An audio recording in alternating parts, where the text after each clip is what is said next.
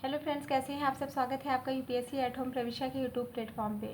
हम जो यूपीएससी और यूपीपीसीएस की मेंस आंसर राइटिंग कर रहे हैं, जिसमें हमने जो टारगेट रखा है डेली 5 क्वेश्चन की आंसर राइटिंग करने का, उसी सीरीज़ में हमारा ये क्वेश्चन है जीएस पेपर 5 से। हमारी जो ये मेंस की सीरीज़ चल रही है वो यूपीएससी और यूपीपीसीएस के पीवाईक्यू पे बेस्ड है, जो कि करंट के साथ अपडेट करते हुए आप लोगों को कराई जा रही है। आप लोग चाहें तो इस सीरीज़ के माध्यम से पूरा मेंस का सिलेबस कंप्लीट कर सकते हैं।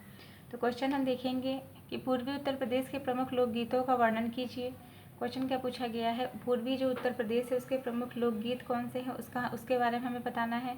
तो सबसे पहले हम इसका इंट्रो देंगे। इंट्रो में क्या बताया गया है कि भारत की सांस्कृतिक विविधता में यूपी समृद्ध परंपरा का प्रतिनिधित्व राज्य है, विशेषतः पूर्वी उत्तर प्रदेश, जहाँ की लोक संस्कृति में लोकगीतों की परंपरा अत्यंत गहन और जीवंत रही है।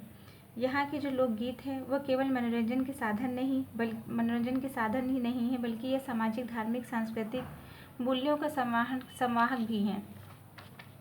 ये हमने इंट्रो कंप्लीट कर लिया। अब इसका जो क्वेश्चन की मेन बॉडी का पार्ट है उसको हम देखेंगे कि इसके प्रमुख लोकगीत कौन से हैं पूर्वी उत्तर प्रदेश के। पूर्वी यूपी के जो लोकगीत हैं जीवन के विभिन्न पक्ष जैसे जन्म, विवाह, प्रेम, कृषि, ऋतु, धार्मिक आस्था से जुड़े हुए हैं, जो कि निम्नलिखित प्रकार से हैं। पहला क्या है, सोहर। इसके अंतर्गत जो है क्या बताया गया है, सोहर क्या है, यह जो है गायन क्षेत्र कौन सा है, अवध है। यह कब गाया जाता है, यह बच्चे के जन्म के समय गाया जाता है।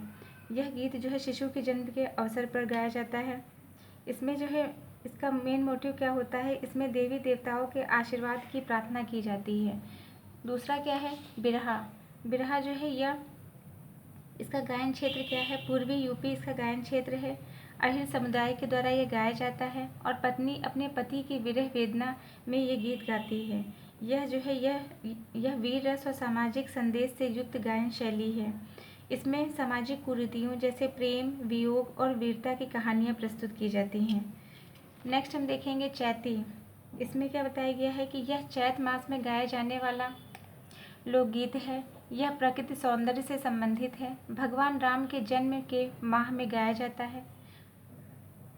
पंक्ति के अंत में राम लगाया जाता है। जो गायन जो शैली है उसके पंक्ति में जो भी गाया जाता है उसके अंत में क्या लगाया जाता है, राम शब्द का जो है प्रयोग किया जाता है। यह कब गाया जाता है, यह चैत मास में गाया जाता है और यह धार्मिक, भक्ति और ग्रामीण जीवन के उल्लास को दर्शाता है और ये राम और कृष्ण की लीलाओं से संबंधित है। फिर क्या है, कजरी। इसके अंतर्गत जो है क्या बताया गया है, यह मिर्ज़ापुर क्षेत्र से संबंधित है। मिर्ज़ापुर क्षेत्र में गाया जाता है। यह कब गाया जाता है, श्रावण मास में गाया जाता है। विंध्यवासिनी देवी के सम्मान में गाया जाता है। कजरी में क्या बताया गया है कि यह श्रावण मास में वर्षा ऋतु के स्वागत में गाया जाने वाला गीत है। यह विंध्यवासिनी देवी के सम्मान में गाया जाता है। फिर क्या है, रोपनी। यह जो है खरीफ फसल जैसे धान की रोपाई के समय गाया जाने वाला गीत है। फिर हम देखेंगे विवाह गीत। इसके अंतर्गत जो है कौन सा क्या आता है, विवाह गीत के अंतर्गत निर्गुण, बन्ना बन्नी जैसे जो है गीत आते हैं। इसमें क्या है, यह विवाह के प्रत्येक संस्कार में विशेष गीत गाए जाते हैं। मतलब इसके अंतर्गत जो विवाह के प्रत्येक संस्कार हैं जैसे उसके अंतर्गत जो है ये गाए जाते हैं, जिसमें जो है मांगलिक गीत, मटखोर, विदाई गीत शामिल हैं। यह जो है इसमें सामाजिक रीति रिवाज और मानविक भावनाएं परिलक्षित होती हैं। फिर क्या है, फॉग। यह होली के समय गाया जाता है। राधा कृष्ण के प्रेम प्रसंग के संबंध से संबंधित है। फिर क्या है, निर्गुण। इसमें क्या बताया गया है कि दार्शनिक और भक्ति भाव से युक्त गीत जिसमें आत्मा और परमात्मा के संबंध को व्यक्त किया जाता है। कबीर, रैदास जैसे जो है संत कवियों की परंपरा से जुड़ा हुआ है यह निर्गुण।